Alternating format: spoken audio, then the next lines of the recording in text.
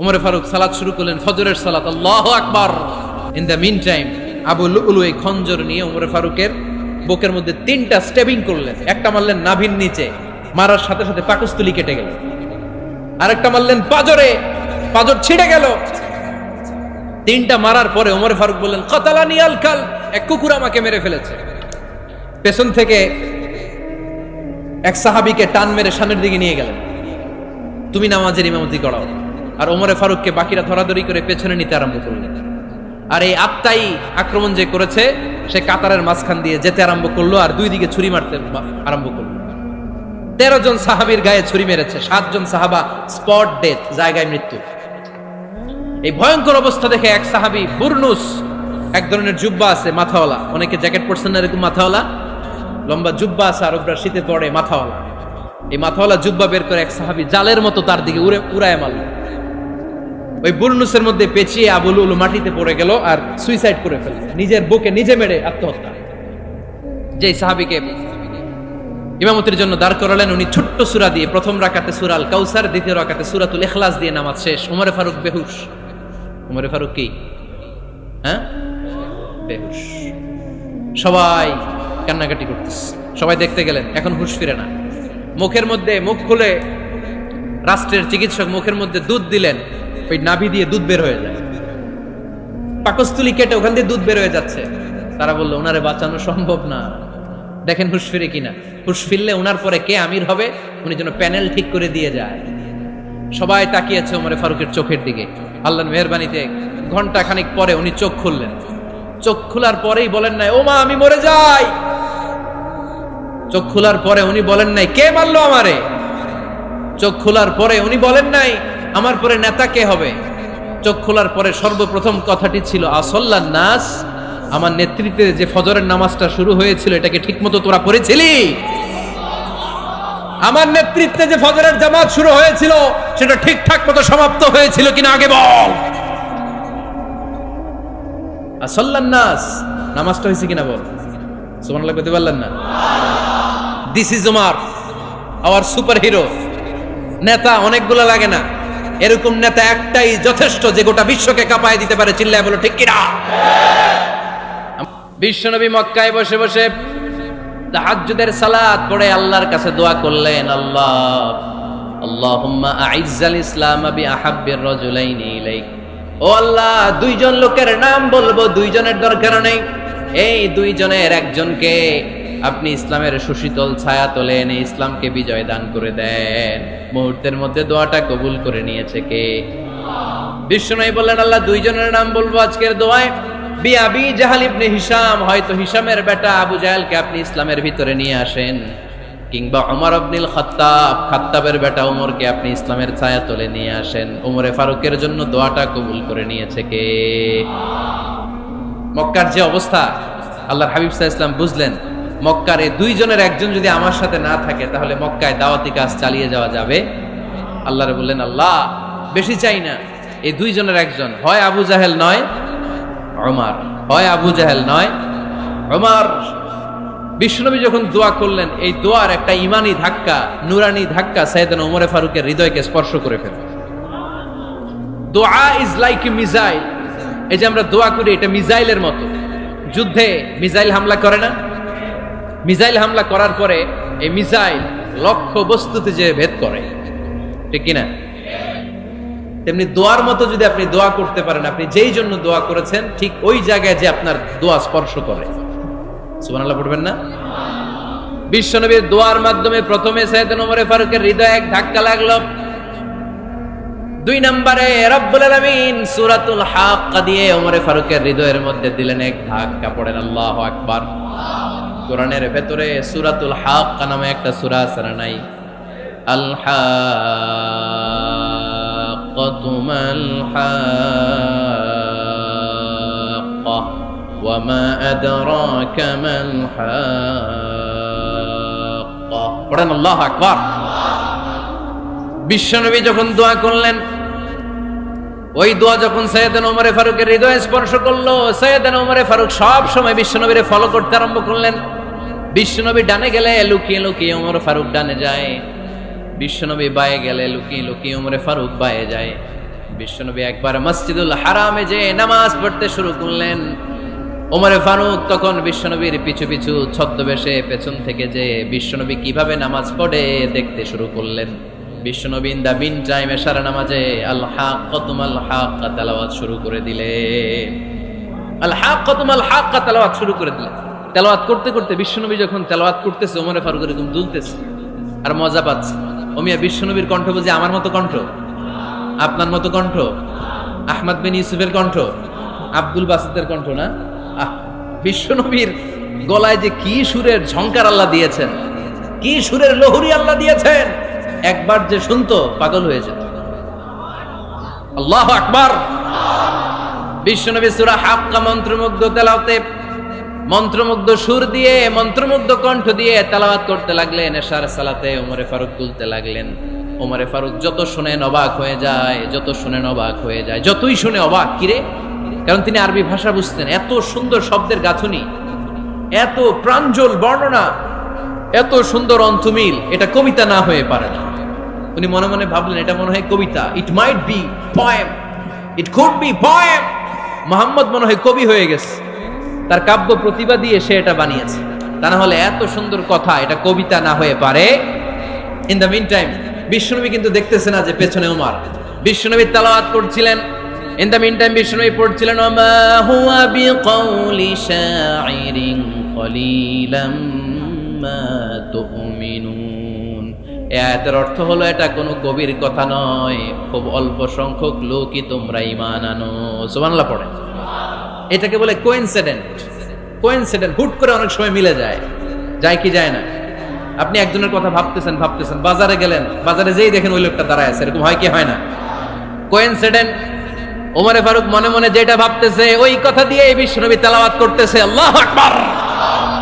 বিশ্বনবী যে আয়াত তেলাওয়াত করছিলেন, আয়াতের অর্থ হলো এটা কোনো কবির বানানো কবিতা না, খুব অল্প সংখ্যক লোকই তোমরা ঈমান আনো। ওমরে ফারুক আটকে উঠলেন, থমকে দাঁড়ালেন। ঘটনা কি? আমি মনে মনে ভাবলাম, কি রে এত সুন্দর কথা, এটা তো মানুষের কথা হতে পারে না, এটা নিশ্চয়ই কবিতা, কবির কথা। কিন্তু মুহাম্মদ এখন আবার পড়তেছে ওমা হুয়া বিকাউলি শাইর, এটা কোনো শায়েরের, কবির কথা নয়। কলিলাম মা তুমিনুন, অল্পই তোমরা ঈমান আনো। তার মানে আমার মনে যা চলে মুহাম্মদ এটা টের পায়। মুহাম্মদ গণক। নাউজুবিল্লাহ পড়বেন না? মুহাম্মদ অনেক বড় মাপের একজন গণক।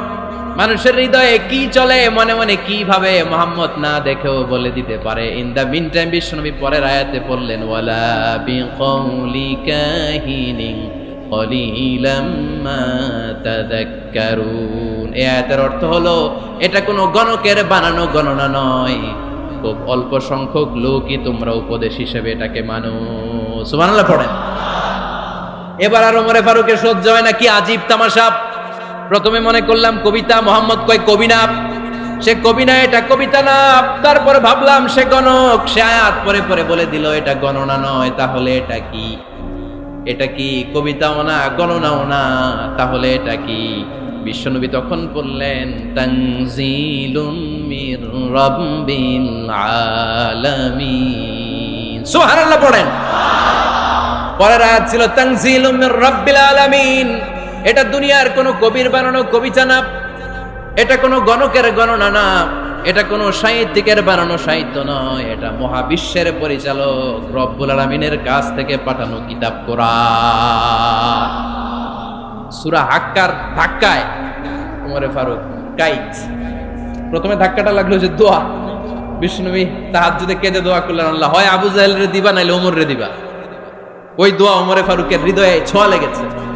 এরপরে হাক্কা, সূরাতুল হাক্কা দিয়ে দিলে এক ধাক্কা। এই ধাক্কা খেয়ে উথাল পাথাল হৃদয়ের মধ্যে, হায় রে এ কি বাণী, এ কেমন কথা, কে মুহাম্মদ? তারপরও শয়তানের ওয়াসওয়াসা আছে না নাই? আল্লাহ বলে যতই ওয়াসওয়াসা ওমরকে দেয়া হোক, আমি ওমরে ফারুককে এই মুসলিম উম্মাতের সেনাপতি বানিয়ে ছাড়বো, আমি সেনাপতি বানাবো। এবার 3 নাম্বার ডোজ।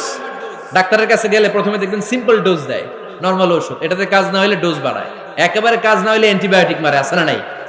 আল্লাহ প্রথমে দোয়ার ছোঁয়া লাগালেন, তারপর সূরা হাক্কা দিয়ে ধাক্কা মারলেন, এরপরে রব্বুল আলামিন বলেন এবার 3 নাম্বার ডোজ সূরা তহা দিয়ে আমি তোমার হৃদয়টারে উজালা বানায় দেব রে ওমর।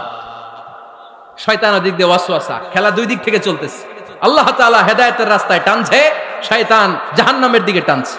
ঘোষণা দেয়া হলো মক্কায়, মুহাম্মদের মাথা কেটে এনে দিলে এত এত স্বর্ণ মুদ্রা দেয়া হবে।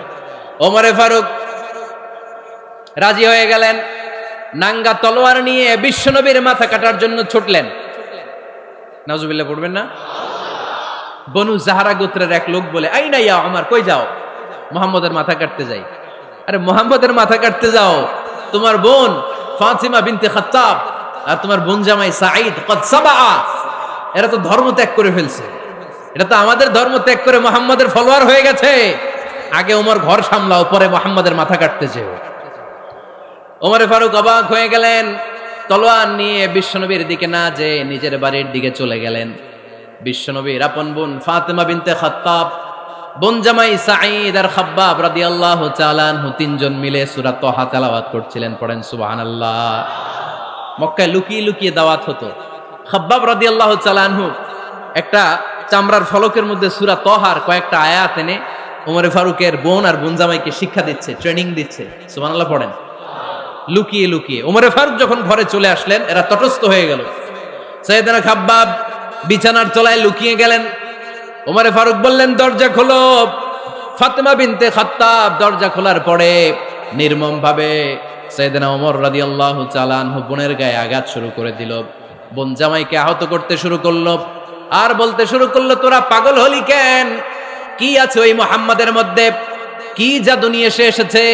সে যাই বলে লোকজন পাগল হয়ে যায়, সবাই তার উপর কালিমা পড়ে ঈমান এনে ফেলে। কি এমন জিনিস তোদের কাছে আছে যেটা দেখে মুহাম্মদকে তোরা ভালোবাসলি? কি আছে? কি পড়তেছিলি আমারে দেখা। ফাতেমা বলে, ইন্নাকা রিজসুন লা ইয়ামাসসুহু ইল্লাল মুতাহহারুন। ও আমার ভাই ওমর, তুমি নাপাক। তুমি কি? লা ইয়ামাসসুহু ইল্লাল মুতাহহারুন, পবিত্রতা অর্জন না করে এই কোরআন ধরা যায় না। সুবহানাল্লাহ পড়েন। উমরে ফারুক গোসল করে আসলেন, কারণ ধাক্কা তো আগে কয়েকটা খাইছে। কথা বুঝেন নাই বোধহয়? প্রথমে দোয়ার ধাক্কা, পরে কোন সূরা দিয়ে ধাক্কা? হাক্কা দিয়ে ধাক্কা। 3 নম্বরে এখন আরেকটা ধাক্কা খাবে।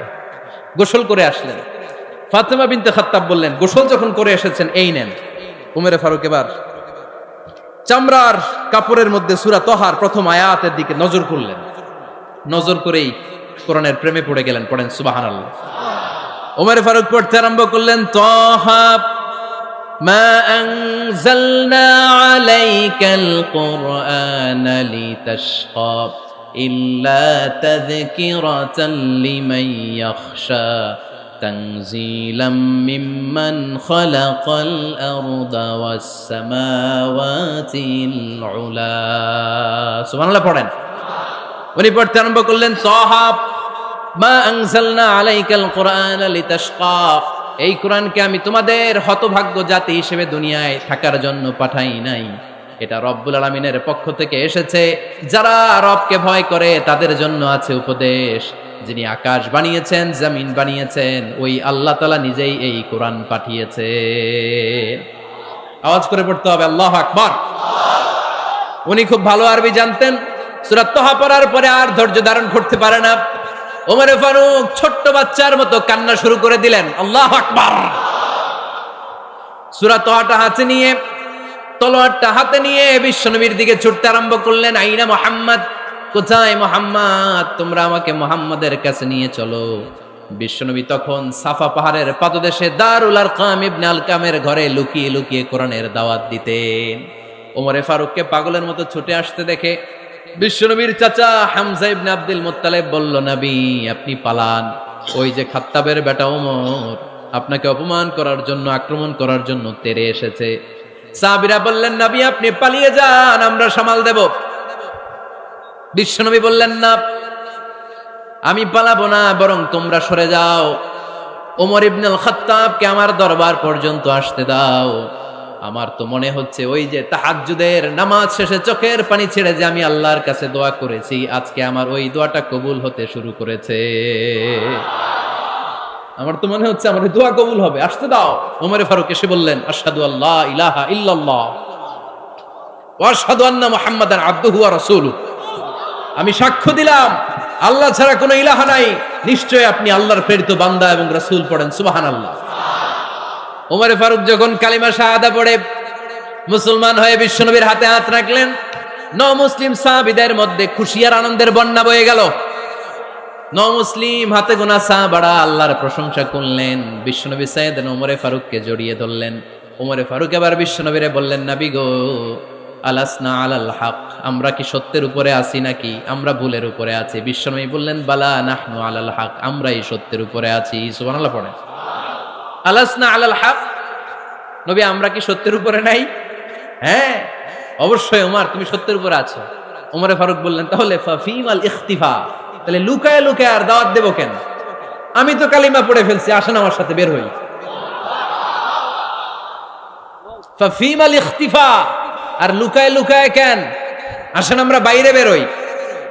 বিশ্বনবী বললেন, ওমর এটা মাক্কি জীবন, এখানে আমরা একটু গোপনে গোপনে দাওয়াত দিতে চাই। ওমরে ফারুক বলে, না, আমার দায়িত্ব, আমি একটা মিছিল দিতে চাই নবী। আল্লাহর নামের তাকবীর দিতে দিতে দারুল আরকাম থেকে শুরু করে মসজিদুল হারাম পর্যন্ত একটা মিছিল দিয়ে আমি মক্কা কাঁপায়া দেব। অনুমতি দেন। বিশ্বনবী দিতে চান। ওমর ফারুক অনেক বোঝানোর পরে স্বল্প পরিসরের একটা অনুমোদন পাওয়া গেল বিশ্বনবী সাল্লাল্লাহু আলাইহি ওয়াসাল্লামের কাছ থেকে। কিন্তু মিছিল যে দিবে, মিছিলের জন্য লোকের দরকার আছে না নাই? এখানে লোক নাই, আমি একাই মিছিল দিতেছি। এটা জমবে, মিছিল জমবে। খুঁজে উনি 11 জন মুসলিম সাহাবা পেলেন। কয়জন? ওমরে ফারুক বললেন, 11 জনই সই। এই 11 জন নিয়েই আমি আল্লাহর নামের তাকবীর দিব। 2 লাইন করলেন। কয় লাইন? 2 লাইন। পেছনে 6 জন, আর এই লাইনের নেতা বানালেন বিশ্বনবীর চাচা হামজাকে রাদিয়াল্লাহু তাআলা আনহু। আর সামনে 5 জন, তার আগে দাঁড়ালেন উনি নিজেই। তাহলে 6 6 12। বললেন, এই 2 লাইনে আমরা তাকবীর দিতে দিতে, বেশি না, এই দারুল আরকামের ঘর থেকে, আপনারা জানেন যে সাফা মারোয়া এখন যে সাই হয়, এই সাফার পাদদেশে ছিল দারুল আরকামের ঘর। উনি বললেন, এখান থেকে ওই যে কাবার গিলাফ দেখা যায়, কাবার গিলাফ পর্যন্ত আমরা এই তাকবীর নিয়ে ওখানে যাব। সুবহানাল্লাহ পড়বেন না? ওখানে উনি দাঁড়িয়ে ছোট্ট একটা ভাষণ দিয়েছিলেন। উনি বলেছিলেন, মান আরাদা আন তাসকুলা উম্মু ওয়া ইয়াতামা ওয়ালাদু ওয়া তারমিলা যাওজাতুহু ফালিয়াসুদ্দানি। খেয়াল করে শুনেন, কান দুইটা খরগোশের কানের মতো খাড়া করেন। উনি এক বাক্যের একটা ভাষণ দিলেন। ভাষণ দিতে জানলে বড় ভাষণ দেয়া লাগে না। এক বাক্যের ভাষণ দিয়ে গোটা বিশ্বকে ঝাঁকুনি মারা যায়। চিল্লায় বলো ঠিক কিনা? ওমরে ফারুক এক বাক্যের একটা ছোট্ট ভাষণ দিলেন। মান আরাদা আন তাসকুলা উম্মু, কে আছো মায়ের এই মক্কায়, কে আছো মায়ের বুক খালি করতে চাও? ইয়াতামা ওয়ালাদু, কে আছো বাচ্চাগুলারে, নিজের সন্তানগুলোরে ইয়াতিম বানাতে চাও? কে আছো তারমিলা যাওজাতুহু, নিজের স্ত্রীকে বিধবা বানাতে চাও? ফালিয়া সুদ্দানি, বুকের পাটা থাকলে আমি ওমর রে থামাও। ফালিয়া সুদ্দানি, দেখি মক্কায় কার এত বড় বুকের পাটা। কে আছো মায়ের বুক খালি করতে চাও, সন্তান রে ইয়াতিম বানাতে চাও, স্ত্রীকে বিধবা বানাতে চাও? ফালিয়া সুদ্দানি, পারলে আমারে ঠেকাও। এই বলে উনি আল্লাহু আকবার, আল্লাহু আকবার, আল্লাহু আকবার বলে স্লোগান শুরু করে দিলেন। এক এক স্লোগানে মক্কার মরুজমিন থারথার করে কাঁপতে আরম্ভ করলো। এই মিছিল মক্কার কেউ দেয় নাই। মিছিলের আওয়াজ শুনে আবু জাহেল বাইরিস, উতবা বাইরিস, শাইবা, ওয়ালিদ ইবনে মুগীরা সব বের হয়েছে। কিরে, আমার এলাকায় এত বড় স্লোগান, কার এত সাহস? বের হয়ে দেখে মিছিলের সামনে ওমর। ওমর রে দেখে দিছে এক দৌড়। কারণ ওমরে ফারুককে থামানোর মতো বাপের বেটা মক্কায় দ্বিতীয়টা কেউ ছিল না। আওয়াজ করে বলেন ঠিক কিনা? ওমরে ফারুক আল্লাহু আকবার, আল্লাহু আকবার বলে স্লোগান দিতে দিতে মসজিদুল হারামের ভেতরে ঢুকে গেল। কাবার গিলাফ ধরার পরে সেদিন মিছিল থেমেছে। ওই আল্লাহর নামের স্লোগান সেদিন কেউ থামাতে পারে নাই, কিয়ামত পর্যন্ত কেউ থামাতে পারবে না। চিল্লায় বলো ঠিক কিনা? ওই রকম একটা ওমরের দরকার, আমাদের বেশি চাই না। জোরে বলেন ঠিক কিনা? দাও খোদা দাও আমায় আবার ওমর দারাজ দিল, দাও খোদা দাও আমায় আবার ওমর দারাজ দিল, দাও আলীর মতো বীর সেনানি, আলীর মতো বীর সেনানি জাগাতে নিখিল, দাও খোদা দাও আমায় আবার ওমর দারাজ দিল। সুবহানাল্লাহ পড়েন। একটা ওমর লাগবে। চিল্লায় বলেন কয়টা? ওই ওমরের অপেক্ষায় বাংলাদেশ সহ গোটা মুসলিম উম্মাহ, ঠিক কিনা? একটা ওমরই যথেষ্ট। আমাদের সেন্ট্রাল লিডারশিপ নাই তো, আমাদেরকে এদিকে লাথি মারলে আমরা ওইদিকে যাই, ওদিক থেকে গুতা মারলে আমরা এদিকে যাই। আমাদের রিপ্রেজেন্টেটিভ, আমাদের প্রতিনিধিত্ব করার মতো কোনো কেন্দ্রীয় লিডারশিপ নেতৃবৃন্দ গোটা বিশ্বে নাই, ঠিক কিনা? আমরা সেই ওমরে ফারুকের অপেক্ষায়, আমরা সেই ইমাম আল মাহাদির অপেক্ষায়। এই ওমরে ফারুক আমাদের মডেল, ঠিক কিনা? থার্ড ইন পজিশন এই পুরা উম্মতের মধ্যে ওনার পজিশন নাম্বার 3। 1 নাম্বার পজিশন বিশ্বনবীর, কার? 2 নাম্বার পজিশন কার? আবু বকর। 3 নাম্বার পজিশন কার? ওমরে ফারুকের। বিশ্বনবী বলতেন লা নবিয়্যা বা'দি, লা নবিয়্যা বা'দি, আমার পরে কোনো নবী নাই। ওয়ালা রাসূলা, আমার পরে কোনো রাসূলও নাই। আমার নবীর পরে আর কোনো নবী আছে? আমার নবীর পরে আর কোনো রাসূল আছে? এই যে কাদিয়ানি যে একটা সম্প্রদায় আছে, এরা কি মুসলিম নাকি অমুসলিম? মুসলিম সম্প্রদায়ের সাথে এদের কোনো সম্পর্ক নাই, চিল্লায় বলেন ঠিক কিনা? এরা যদি মুসলমান হতে চায়, আমার নবী দ্য লাস্ট মেসেঞ্জার বিশ্বনবীকে খাতামুন নবী হিসেবে সংবাদ সম্মেলন করে গোটা বিশ্বকে জানাই দিতে হবে, তারপরে তাদেরকে আমরা মুসলিম হিসেবে স্বীকৃতি দিব, চিল্লায় বলেন ঠিক কিনা? তা না হলে তারা কোন ধর্মের এটাকে জানাই দিতে হবে। No inferiority complex, no identity crisis. Identity ক্রাইসিসে থাকা যাবে না। আপনারা কোন ধর্মের এটা জানায় দেন। আপনারা বিশ্বনবীরও শেষ নবী মানবেন না, আবার মুসলিম বলেও নিজেদেরকে ট্যাগ লাগাতে চাইবেন। সাধারণ মুসলমানরা এটা এই ধোঁকাবাজি মানে না, চিল্লায় বলেন ঠিক কিনা? আমার নবীর পরে কোনো নবী নাই, আমার রাসূলের পরে কোনো রাসূল নাই, ঠিক কিনা? আল্লাহর হাবিব বলতেন লাউ কানা বা'দি নাবিয়্যুন লাকানা উমর, তবে আমার পরে যদি নবী হওয়ার যোগ্যতা কারো থাকে, আমার ওমরের ওই যোগ্যতা আছে। সুবহানাল্লাহ পড়েন। প্রভু তুমি বলেছো রাসূল দেবে না, বলনি দেবে না ওমর, বলনি দেবে না হামজা তারি, খালিদ বিজয় সম, তুমি বলেছো রাসূল দেবে না। সুবহানাল্লাহ পড়েন। এজন্য আমরা একটা ওমর চাই। কয়টা? বেশি লাগবে? নেতার মতো নেতা কয়টা লাগে? জোরে বলেন কয়টা? Enough, that's enough. Omar Farooq our superhero. ওনার সাথে বিশ্বনবী সাল্লাল্লাহু আলাইহি ওয়াসাল্লামের মুসাহারার সম্পর্ক ছিল। ওমরে ফারুক যে বিশ্বনবীর শ্বশুর, এটা অনেকে জানেই না। ওমরে ফারুক রাদিয়াল্লাহু তাআলা আনহু বিশ্বনবীর শ্বশুর ছিলেন। এটা আজকে নতুন শুনছেন, কে কে হাত তোলেন? দেখছেন হুজুর? সঠিক বলছি না আমি? অনেকে আমরা জানি না। মাশাআল্লাহ, জানতে লজ্জা নাই, শিখতে লজ্জা নাই। লজ্জা হচ্ছে অজ্ঞতায় আর মূর্খতায়, ঠিক কি না? আমরা শিখতে রাজি আছি। যে কথা বলে আমরা তার ছাত্র। আমার আগে হুজুর কথা বলতেছিলেন, আমরা ছিলাম ছাত্র। এখন আমি কথা বলতেছি, এখন আমরা সবাই হয়ে গেছি ছাত্র, ঠিক কি না? যিনি বলেন তিনি শিক্ষক, বাকিরা আমরা ছাত্র, ঠিক কি না? 4 খলিফার 2 খলিফা, ইসলামের 4 খলিফার 2 খলিফা বিশ্বনবীর মেয়ের জামাই, আর বাকি 2 খলিফা বিশ্বনবীর শ্বশুর। সুবহানাল্লাহ পড়েন। সাইয়েদনা আলী রাদিয়াল্লাহু তাআলা আনহু, সাইয়েদনা উসমান যুন-নূরাইন বিশ্বনবীর মেয়ের জামাই। উসমান রাদিয়াল্লাহু তাআলা আনহুর কাছে বিশ্বনবী 2 মেয়েকে বিয়ে দিয়েছিলেন। একজন মারা যাওয়ার পরে আরেকজন। বিশ্বনবী বলেছেন এরপরে আরেকটা থাকে, ওইটারও বিয়ে দিতাম। সুবহানাল্লাহ পড়বেন না? 2 জন ছিল মেয়ের জামাই আর 2 জন ছিল শ্বশুর। সাইয়েদনা আবু বকর শ্বশুর, বিশ্বনবীর স্ত্রী আম্মাজান আয়েশা রাদিয়াল্লাহু তাআলা আনহার বাবা। বিশ্বনবীর স্ত্রী আম্মাজান হাফসা রাদিয়াল্লাহু তাআলা আনহার বাবা ছিল সাইয়েদনা ওমর ফারুক। চিল্লায় পড়েন আল্লাহু আকবার। জান্নাতুল পজিশন না, সাইয়্যিদু কুহুলিল জান্নাহ। জান্নাতে যত নারীরা যাবে, নারীদের সর্দারিনী হবে সাইয়্যিদাতুনা ফাতেমা রাদিয়াল্লাহু তাআলা আনহা।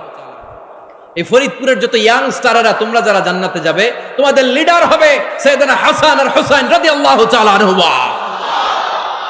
আর বয়স্ক মুরব্বীরা যারা জান্নাতে ঢুকবেন, আপনাদের লিডার হবে সাইয়েদনা আবু বকর আর সাইয়েদনা ওমর ফারুক রাদিয়াল্লাহু তাআলা আনহু। সুবহানাল্লাহ পড়তে পারলেন না? ওমর ফারুক এটা সাধারণ কোনো ক্যারেক্টারিস্টিক্স নয়। ওনাকে আল্লাহ তাআলা নলেজও দিয়েছেন, আবার দিনদারিও দিয়েছেন। আমার দিনী ভাইয়েরা খেয়াল রাখবেন, কোন আলেমের মধ্যে বা কোন নেতার মধ্যে যদি এই দুইটার সমন্বয় আপনি পান, যে তার জ্ঞানও আছে আবার দিনদারিও আছে, he belongs the knowledge and he belongs the তাকওয়া, সে গোটা বিশ্বকে জয় করে ফেলবে, ঠিক কিনা? যার মধ্যে জ্ঞান আছে, যার মধ্যে তাকওয়া আছে, তারে কেউ থামায় রাখতে পারে? ওমরে ফারুককে এই 2 নেয়ামত দিয়ে ধন্য করেছে কে? সহিহ বুখারীর বর্ণনা, বিশ্বনবী সাহাবীদের সামনে একটা স্বপ্নের কথা বলছেন। বিষ্ণু বললেন, আমি স্বপ্নে দেখলাম আমার আঙ্গুলের ফাঁকা থেকে দুধ বের হচ্ছে, আমি তৃপ্তি সহকারে দুধ খেলাম। খাওয়ার পরে দেখলাম আঙ্গুলের মধ্যে একটু দুধ লেগে আছে। আমার আঙ্গুলে অতিরিক্ত লেগে থাকা দুধটা আমি ওমরে ফারুকের মুখের মধ্যে লাগিয়ে দিলাম। সাহাবারা বললেন, ইয়া রাসূলুল্লাহ, ইয়া হাবিবাল্লাহ, মাযা আওয়ালতা বিহি, এই স্বপ্নের আপনি কি ব্যাখ্যা করলেন, আমরা তো বুঝলাম না। বিশ্বনবী বললেন, আওয়ালতু বিহি আল ইলম, আমি এই দুধ দিয়ে জ্ঞানের ব্যাখ্যা করেছি, কারণ ওমরকে আল্লাহ যেই জ্ঞান দিয়েছে গোটা বিশ্বের কাউকে এত জ্ঞান দেয় না। এজন্য স্বপ্নে যদি কেউ দেখেন যে আপনি দুধ খাচ্ছেন, তার মানে আল্লাহ তাআলা আপনার জ্ঞান বাড়ায় দিবে। ওমরে ফারুককে দুধ খেয়ে অতিরিক্ত দুধের অংশটা বিশ্বনবী আবু বকর রাদিয়াল্লাহু তাআলা আনহুর মুখে দেন নাই, সাইয়েদনা উসমানের মুখে দেন নাই, আলী রাদিয়াল্লাহু তাআলা আনহুর মুখে দেন নাই। স্বপ্নে ওই অতিরিক্ত লেগে থাকা দুধটা বিশ্বনবী ওমরে ফারুকের ঠোঁটের মধ্যে লাগিয়ে দিয়েছেন। এই হাদিস থেকে প্রমাণ হয় আল্লাহ তাআলা জ্ঞানের নেয়ামতে সাইয়েদনা ওমরে ফারুককে ধন্য করেছেন। আবার বুখারীর বর্ণনা, বিশ্বনবী সাল্লাল্লাহু আলাইহি ওয়াসাল্লাম আরেকটা স্বপ্নের বর্ণনা দিচ্ছেন। তিনি বললেন, তোমাদের সবাইকে স্বপ্নে আমার সামনে দাঁড় করানো হলো। আমি দেখলাম তোমাদের কারো জুব্বা নাভি পর্যন্ত, কারো জুব্বা হাঁটু পর্যন্ত, কারো জুব্বা টাকনু পর্যন্ত। ওমরে ফারুককে যখন স্বপ্নে আমার সামনে দাঁড় করিয়ে দেয়া হলো, আমি দেখলাম ওমরের জুব্বা এত লম্বা, ওমর টেনে হিচড়ে তার জুব্বা নিয়ে সামনে হেঁটে যাচ্ছে। সাহাবারা বললেন, ফামাযা আওয়ালতা বিহি ইয়া রাসূলুল্লাহ, ও আল্লাহর রাসূল, এই স্বপ্ন দিয়ে আপনি কি বুঝাতে চাইলেন, আমরা কিছু বুঝলাম না। বিশ্বনবী বললেন, আউয়ালতু বিহি আদ-দীন, আমি এই হাদিসের দ্বারা দ্বীনের ব্যাখ্যা করলাম, যার জামা যত লম্বা তার দ্বীনদারি তত বেশি। সুবহানাল্লাহ, আসতে পড়েন। স্বপ্নে দেখলেন কোন সাহাবীর জুব্বা নাভি, কোন সাহাবীর হাঁটু, কারোটা টাকনু, কিন্তু ওমরে ফারুকের জুব্বা এত লম্বা, ইয়াজুরু সাওবাহু, তিনি তার জুব্বা টেনে হিচড়ে যাচ্ছেন। বিশ্বনবী বললেন, এটা দ্বারা আমি দ্বীন, আমি তাকওয়া, দ্বীনদারি, তাকওয়া, এটার ব্যাখ্যা করেছি। তার মানে ওমরে ফারুকের তাকওয়ার সামনে সব তাকওয়া পানি হয়ে যাবে। কোন সুবহানাল্লাহ। আল্লাহ তাআলা সাইয়েদনা ওমরে ফারুককে দ্বীনের জ্ঞান দিয়েছেন, তাকওয়া দিয়েছেন। যুবক ভাইয়েরা, যাকে আল্লাহ তাআলা দ্বীনের জ্ঞান দেয়, যাকে আল্লাহ তাআলা তাকওয়ার এই গুণ দিয়ে সমৃদ্ধ করে, তার জন্য গোটা বিশ্বের সব দরজাগুলোকে ওপেন করে দেয় কে? কত বড় মুত্তাকি ছিলেন সাইয়েদনা ওমরে ফারুক। মদিনার সমাজে কয়জন মুনাফিক ছিল বিশ্বনবী ছাড়া কেউ বলতে পারতেন না। বিশ্বনবী কোন সাহাবীকে মুনাফিকদের লিস্ট দিয়ে যান নাই, একজন সাহাবী ছাড়া। দেখি কেউ বলতে পারেন কিনা ওই সাহাবীর নাম? কি নাম? হুযায়ফা ইবনুল ইয়ামান রাদিয়াল্লাহু তাআলা আনহু। ওনাকে বলা হতো সাহিবু সিররি রাসূলিল্লাহ, আল্লাহ রাসূল সাল্লাল্লাহু আলাইহি ওয়াসাল্লামের গোপন তথ্যের ধারক বাহক। সুবহানাল্লাহ পড়বেন না? বিশ্বনবী ইন্তেকালের আগে মদিনার সমাজে মোট কয়জন মুনাফিক আছে, এই তথ্য আবু বকরকে বলেন নাই, ওমর রাদিয়াল্লাহু তাআলা আনহুকে বলেন নাই, উসমান রাদিয়াল্লাহু তাআলা আনহু, আলী রাদিয়াল্লাহু তাআলা আনহু, আশারাতুল মুবাশশিরিনা বিল জান্নাহ কোন সাহাবীকে বলেন নাই। শুধুমাত্র কেবলমাত্র একমাত্র হুযায়ফা ইবনুল ইয়ামান রাদিয়াল্লাহু তাআলা আনহুর কাছে মুনাফিকদের লিস্টে বিশ্বনবী দিয়ে গিয়েছেন।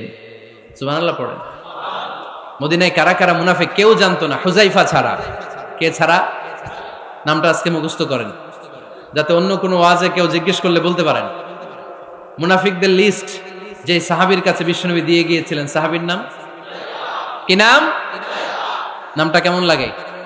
ভাল লাগে? অনেকে আমারে জিজ্ঞেস করে, হুজুর আমার ছেলে হবে আগামী মাসে, একটা নাম দেন। নাম দিয়ে দিলাম হুযায়ফা। যাদের হবে ছেলে, এলাকার যাদের নেক্সট কয়েক মাসে ছেলে হবে, খালি হুযায়ফা চলবে। কি চলবে? ভাল লাগে? নামটা ভাল লাগে? রাইখেন, অনেক সুন্দর নাম। উনি জানতেন মুনাফিক কারা। দেখেন ওমরে ফারুকের তাকওয়ার লেভেলটা কত হাই। ওমরে ফারুক একদিন হুযায়ফা রাদিয়াল্লাহু তাআলা আনহুর কাছে গেলেন, যে বললেন, হুযায়ফা, বিশ্বনবী ইন্তেকালের আগে মুনাফিকদের নামের লিস্টটা কারো কাছে দেয় নাই, আমার জানা নাই, সাইয়েদনা আবু বকরের জানা নাই, কোন সাহাবীর জানা নাই, তুমি ছাড়া। আমি তোমার কাছে জানতে চাই, আমি ওমরের নামটা ওই মুনাফিকদের খাতায় আছে কিনা আমার একটু বলো। আমার ওমরের নামটা ওই মুনাফিকদের লিস্টিতে একটু আছে কিনা, নামটা একটু বলো। যদি থাকে আমি ভালো হয়ে যাব, আমি নেফাকি দূর করে পাক্কা মুমিন হতে চাই। আমার নাম যদি মুনাফিকের লিস্টে থাকে আমি তো শেষ। হুযায়ফা চোখের পানি ছেড়ে দিয়ে বলে, আমিরুল মুমিনিন, কেমন প্রশ্ন করলেন আপনি? আপনি বিশ্বনবীর শ্বশুর, এই উম্মতে আপনার পজিশন 3 নাম্বার। আপনারে মুনাফিকরা ভয় পায়, শয়তান আপনারে ভয় পায়। আপনি জান্নাতে সব বয়স্ক লোকদেরকে নিয়ে জান্নাতের মধ্যে আগে আগে ঢুকবেন, কেমন করে মুনাফিকদের কাতারে আপনার নাম থাকতে পারে ওমর। সুবহানাল্লাহ পড়ে। কি বিনয়ী, কি তাকওয়া। হুজাইফাকে যে ধরতেন, হুজাইফা একটু বলো না আমার নামটা মুনাফিকদের লিস্টিতে আছে কিনা। ওমরে ফারুকের যদি এই টেনশন থাকে যে আমি মুনাফিক হয়ে গেলাম কিনা, আমাদের এই টেনশন থাকার দরকার আছে না নাই? হ্যাঁ, যেন সব সময় আল্লাহর কাছে দোয়া করতে হবে, আল্লাহ তুমি নেফাকি থেকে আমাদেরকে বাঁচাও। আরো জোরে পড়েন আমিন। আপনারা ওঠা বসা শুরু করলেন কেন? অনেক রাত হয়ে গেছে তাই? হ্যাঁ, শেষ করে দেই তাহলে না? যে অনেকের কষ্ট হচ্ছে মনে হচ্ছে। হ্যাঁ, এক নম্বরে যাচ্ছে এটা সব মুখস্থ দেখি। হ্যাঁ, 1 নাম্বার 2 নাম্বার 3 নাম্বার।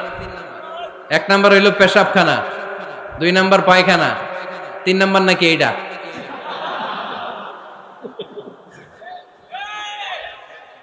আছে না নাই? না। সিগারেট কোন মুসলমান খেতে পারে? সিগারেট হয় টোবাকো প্ল্যান্টস থেকে, তামাক পাতা। ফরিদপুরে চাষ হয় নাকি? হয়। কোন থানায় হয় বেশি? হ্যাঁ, তামাক ক্ষেত যারা দেখছেন কোনো বেড়া লাগানো লাগে? কেন? ছাগলেও মুখ দেয় না। তো যেটা ছাগলে খায় না এটা কোনো মুমিন বান্দা খাইতে পারে? তো খান কেন এগুলো, এই পচা জিনিস?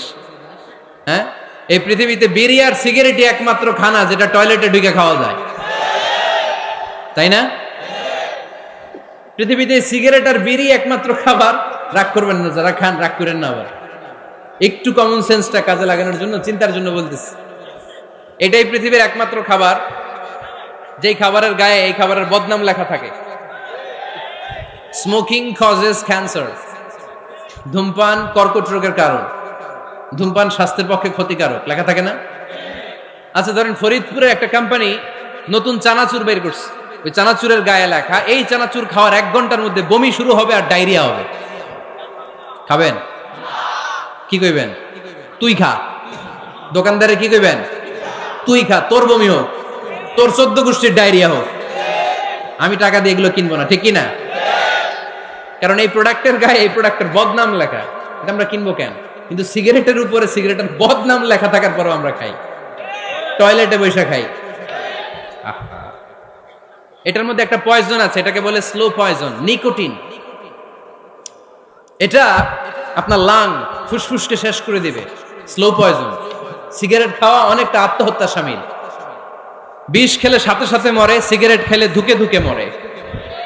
আর সিগারেট থেকে হিরোইন, গাঁজা, ফেন্সিডিল, ইয়াবা, মেরিজুয়ানার পথে মানুষ পথ বাড়ায়, পা বাড়ায়, তাই না? এগুলো খাবেন না।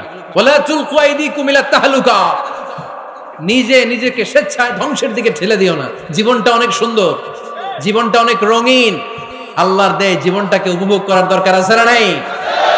এই জন্য সিগারেটকে এই ফরিদপুরের প্রোগ্রাম থেকে আমরা আজকে নো বলে দিলাম। কি বলে দিব? আওয়াজ করে সবাইকে আমরা সবাই একসাথে বলবো, সিগারেটকে কি বললাম? মনে থাকবে না? মাহফিলের প্যান্ডেল থেকে বাইর হয়ে আবার ইয়েস। হ্যাঁ, না ইয়েস করা যাবে না। সিগারেটকে কি বললাম? নো। ওমর ফারুক রাদিয়াল্লাহু তাআলা আনহু আমাদের সুপার হিরো, আমাদের সবাই বলেন আমাদের। উনি কত বড় সুপার হিরো শুনেন। উনি জুমার খুতবা দিচ্ছেন। কি দিচ্ছেন? মসজিদে নববীতে খুতবার মাঝখানে হঠাৎ বললেন, ইয়া সারিয়াতাল জাবাল, ইয়া সারিয়াত ইবনে জানিমিল জাবাল। এই কথা বলেই আবার খুতবা দিতে শুরু করলেন। উনার এই ইয়া সারিয়াত ইবনে জানিমিল জাবালের সাথে আগের কথারও কোনো মিল নাই, পরের কথারও কোনো মিল নাই। জুমার নামাজের পর মুসল্লি সাহাবারা ধরলেন, বললেন, ইয়া আমিরাল মুমিনিন। খুতবার মাঝখানে হঠাৎ করে ইয়া সারিয়াত ইবনে জালিমিল জাবাল বলে আপনি চিৎকার করলেন কেন? আপনার এই বাক্যের সাথে আপনার খুতবার আগের বাক্যের কোনো মিল নাই, আপনার খুতবার পরের বাক্যেরও কোনো মিল নাই। এই কথা আপনি কারে বললেন? কারে উদ্দেশ্য করে বললেন? এই কথার তাৎপর্য কি আমাদেরকে বুঝিয়ে বলেন। ওমরে ফারুক বললেন, আমি যখন খুতবা দিচ্ছি আমি দেখতে পেলাম ওই যে কয়েক মাস আগে আমি আমার মুসলিম সেনাবাহিনী পারস্যে আক্রমণের জন্য পাঠিয়েছি, বর্তমান ইরানের ওই বিশাল এলাকাতে পারস্যে আমি আমার ব্যাটালিয়ন পাঠিয়েছি। আমি হঠাৎ করে দেখতে পেলাম আমার মুসলিম বাহিনীর সেনাপতি যুদ্ধের এক পর্যায়ে তার ডানে আছে উপত্যকা, বায়ে আছে পাহাড়, সে পাহাড়ি রাস্তা ছেড়ে দিয়ে উপত্যকার দিকে যেতে শুরু করেছে। আমি দেখতে পেলাম আমার মুসলিম বাহিনী যদি উপত্যকার দিকে ছুটে বেড়ায়, কাফির মুশরিকরা আমার মুসলিম বাহিনীকে কচুকাটা করে ফেলবে। তাই আমি এখান থেকে তাদেরকে কমান্ড দিয়ে বলেছি, ইয়া সারিয়াতাল জাবাল, উপত্যকার দিকে নয় পাহাড়ের দিকে যাও, তাহলেই তোমাদের বিজয় নিশ্চিত হয়ে যাবে। উপত্যকার দিকে যেও না, ইলাল জাবাল, ইলা সারিয়াতিল জাবাল, পাহাড়ের দিকে ছোট। সাহাবারা অবাক, ঘটনা কি? উনি বসে আছেন মদিনায় মসজিদে নববীর মিম্বারে দাঁড়িয়ে, উনি যদি ইয়া সারিয়াতাল জাবাল বলে, এটা কি ইরানে যাবে নাকি? ও মিয়া, তখনকার সময়ে বর্তমানের মতো মোবাইল ছিল নাকি? ইন্টারনেট ছিল নাকি? কিছু ছিল? খালি মুখে আমি যদি বলি ইয়া সারিয়াতাল জাবাল, এটা ইরানে যাবে? ইন্ডিয়ায় যাবে? ঢাকায় তো যাবে না, ফরিদপুর শহরেই তো বসবে না, ঠিক কিনা? কিন্তু এটা আমিরুল মুমিনিন বিশ্বাসী সাহাবারা বিশ্বাস করে নিল। কিছু মুনাফিক ছিল, এরা কয় না ঝামেলাস, এটা তো সম্ভব না। এক কাজ করি, এই সেনাপতি যখন বিজয়ী বেশে মদিনায় ফিরে আসবে আর আমরা ধরব। এরা দিন গুনতে লাগলো, এই সেনাপতি মুসলিম বাহিনী নিয়ে পারস্য জয় করে কবে ফিরে আসবে। এই মুনাফিকের দলগুলো কখনো সেনাবাহিনীকে অভ্যর্থনা জানাতে যেত না, কিন্তু এইবার সবার আগে মদিনার উপকণ্ঠে যে সেনাপতিদেরকে অভ্যর্থনা জানানোর জন্য ফুল নিয়ে রেডি।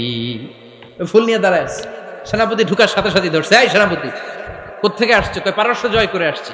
কয় এমন এমন দিন, জুমার দিন দুপুরবেলা যুদ্ধের মাঝখানে আমিরুল মুমিনিনের কণ্ঠের কোন কথাবার্তা শুনছো নাকি? সেনাপতি অবাক, কয় তোমরা জানলা কেমনে? শুনছি তো। সুবহানাল্লাহ পড়বেন না? আমরা যুদ্ধে একটা ভয়ঙ্কর অবস্থার মধ্যে ছিলাম, পেছন থেকে শত্রু আমাদেরকে আক্রমণ করতে শুরু করে দিল। ডানে যাব না বায়ে যাব, সামনে যাব নাকি পেছনে যাব, রাস্তা খুঁজে পাচ্ছি না।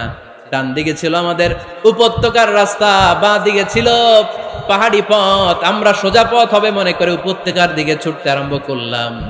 হঠাৎ করে আমিরুল মুমিনিনের কণ্ঠ বজ্র কণ্ঠে আমার কানের মধ্যে ভেসে আসলো। আমার মনে হলো আমিরুল মুমিনিন কেমন যেন আমাকে কমান্ড দিচ্ছেন আর বলছেন, ইয়া সারিয়াতাল জাবাল, ডান দিকে উপত্যকার পথে নয়, তাড়াতাড়ি পাহাড়ের দিকে সৈন্যবাহিনী নিয়ে উঠে যাও। পাহাড়ের দিকে, ডানে না। This is wrong track and this is the right track. ওই দিন যদি ওমরে ফারুকের ওই গাইডলাইন, আমিরুল মুমিনিনের কমান্ড যদি আমি না শুনতাম, আজকে বিজয়ের বেশে ফিরতেও পারতাম না, আমাদের চেহারাও তোমরা দেখতে পেতে না। ওমরে ফারুকের ওই কমান্ড, ওই গাইডলাইন অদৃশ্য থেকে শোনার কারণে এই পারস্যের মধ্যে আমাদেরকে সেই যুদ্ধে বিজয় দান করেছে কে? দিস ইজ ওমরে ফারুক, দিস ইজ ওমরে ফারুক। বিশ্বনবী বলছেন, ওমর মা লাকিয়াকা শাইতানু সালিকান ফাজ্জান ইল্লা সালাকা ফাজ্জান গায়রা ফাজ্জিক। ওমর, শয়তান ইবলিস যদি তোমারে কোনো রাস্তা দিয়ে হাঁটতে দেখে, শয়তান ওই রাস্তা রেখে দিয়ে অন্য রাস্তা দিয়ে হাঁটে। সুবহানাল্লাহ বাড়িতে যায় বললেন। কে বলতেছে? বিশ্বনবী। কার ব্যাপারে?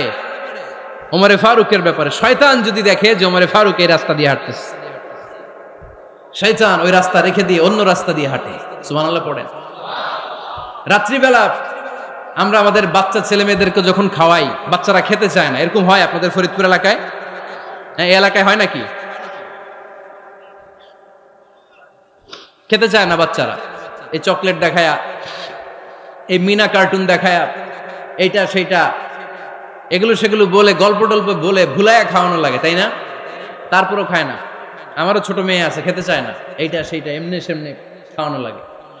তো শেষে না পেরে মা বাবা বলতে বাধ্য হয়, ওই যে ভূত আসতেছে, ভূত, তাড়াতাড়ি তাড়াতাড়ি খাও, নাহলে যে ভূত ধরবে তোমারে।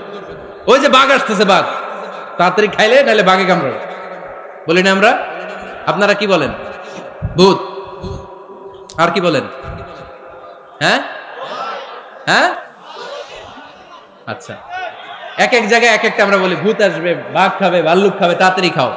মদিনাতে যখন ওমরে ফারুক আমিরুল মুমিনিন, মদিনার মায়েরাও বাচ্চাদেরকে খাওয়াতে পারতো না, ছোট্ট মেয়েদেরকে খাওয়াতে পারতো না, খাওয়া নিয়ে যন্ত্রণা করতো। বাচ্চারা যখন মদিনায় খেতে চাইতো না রাত্রিবেলায়, মদিনার মায়েরা বলতো তাড়াতাড়ি খাও, হা হুয়া ইয়াতি উমর, হা হুয়া ইয়াতি উমর, তাড়াতাড়ি খা, নাইলে ওই যে উমর আসতেছে উমর।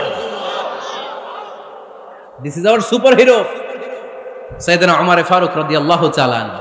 শুধু শয়তানি ভয় পেত না, মুনাফিকরাও ভয় পাইতো, জমের মতো ভয়। শুধু তাই না, আমাদের আম্মাজান বিষ্ণু ইসা ইসলামের স্ত্রীরাও ওমর ফারুককে ভয় পেতেন। সুবহানাল্লাহ কইবেন না? মাঝে মাঝে বিষ্ণু ইসা ইসলামের সাথে আম্মাজান আয়েশার ঝগড়া হতো, হতো না? আপনাদের ফ্যামিলিতে ঝগড়া হয়? হয় না? হয় না? কার কার দেখি? ওরে আল্লাহ, অনেক আল্লাহর ওলি আছে তো এই জায়গায়। ঝগড়া হয় না? কি কথা কয় ঝগড়া হয় না বলে? বিশ্বনবীর ফ্যামিলিতে ঝগড়া হয়, আপনার ফ্যামিলিতে হয় না? মিষ্টি ঝগড়া। আর ও বিয়েই করে নাই,